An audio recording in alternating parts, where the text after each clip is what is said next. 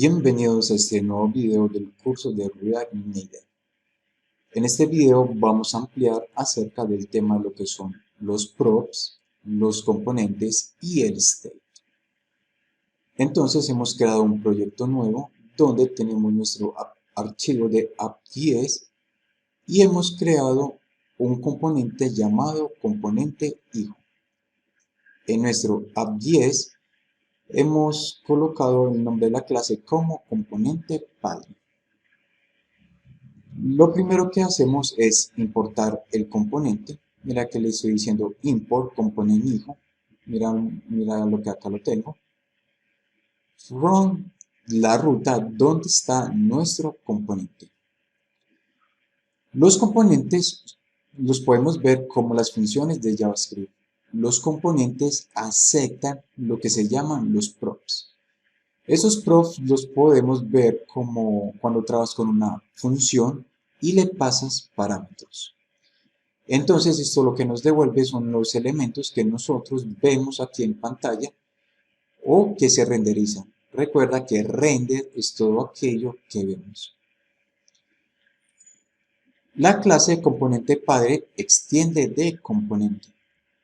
Recuerda que componente lo debes referenciar cuando importas React, referencias al componente que proviene de from React. Los import para importar los componentes hijos y luego creamos el constructor.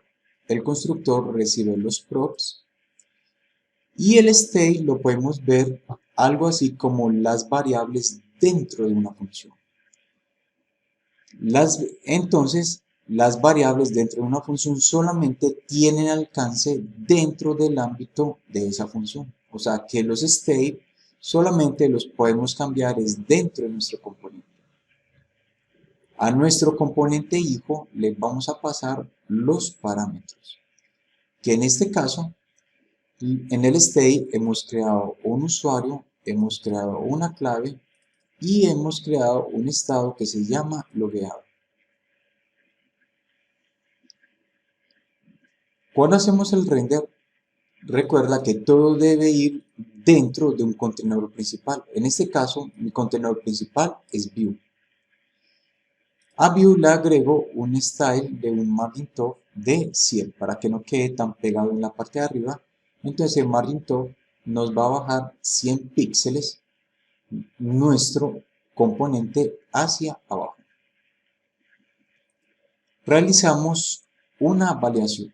Cuando hacemos una validación, o esto también se conoce como render condicional, debes abrir y cerrar llaves. Cuando abres y cierras, colocas el this.state.logueado que se está haciendo referencia a this, o sea, a este componente como tal, .state, observa que está yendo al .state y luego va a ir a buscar el logueado. Si logueado es igual a 0, va a decir el usuario no logueado. Observemos que si lo cambiamos a 0, guardamos, nos dice usuario no logueado. Entonces, por lo tanto, él no va a cargar el componente. El signo de pregunta llegará a ser la forma de decir si no.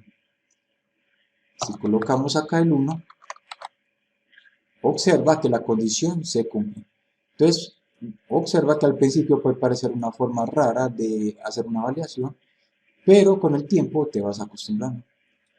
Recuerda que abro acá y cierro acá para introducir mi validación, this.state.logueado para ir a preguntar por el estado, y en caso de que sea lo contrario, por eso está acá el signo de pregunta, vamos a renderizar nuestro componente. O sea, en el caso de que no, va a pintar un text que dice usuario no logueado.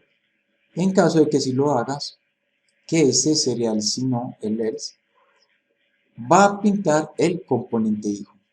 Recuerda que el componente hijo lo hemos importado y le vamos a pasar los props. Entonces le enviamos como parámetros saludo, que en este caso le estoy diciendo bienvenido, el usuario, que es igual a this.state usuario, obsérvalo acá, y lo mismo hacemos con la clave. this.state clave. Recuerda, los state los podemos ver como las variables locales dentro de una función. Los props los podemos ver como los parámetros que nosotros enviamos a una función. Entonces a nuestro componente le estamos pasando saludo, le estamos pasando usuario y le estamos pasando la clave. Si nos vamos a nuestro componente hijo, recuerda que los props se pasan de padres a hijos. Nuestro componente hijo lo que tiene es una función que llamamos componente hijo, que lo que hace es recibir los props. Recuerda, siempre debes escribir props. Él va a renderizar un estilo que se llama container, que lo único que le hacemos es flex 1 para que ocupe todo el espacio, le agregamos un background color, alineamos los elementos y los justificamos hacia el centro. Exportamos nuestro componente con un nombre de componente hijo, que recuerda que debe poseer el mismo nombre de la función. Con props recibimos los props o los parámetros y luego los pintamos en un texto mediante esta opción. O sea, abrimos y cerramos llave, colocamos props, punto y los mismos parámetros que hemos enviado.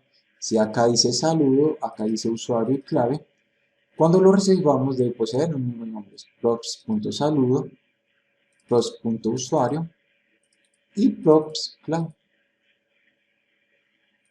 Entonces observa que fue fácil lo de conectar un componente padre con un componente hijo mediante los props. Cuando tú creas una aplicación, muchas veces puedes agrupar todo dentro del mismo elemento. A veces, cuando necesitas componentes que sean reutilizables, lo mejor es crear un componente, como en este caso, e irlo importando en cada uno de los archivos. Así no se te hace tan largo el código. Muy bien, hasta aquí este video. No olvides suscribirte al canal y hasta nuestro próximo video tutorial de este curso. Soy Carlos Ramírez y los espero.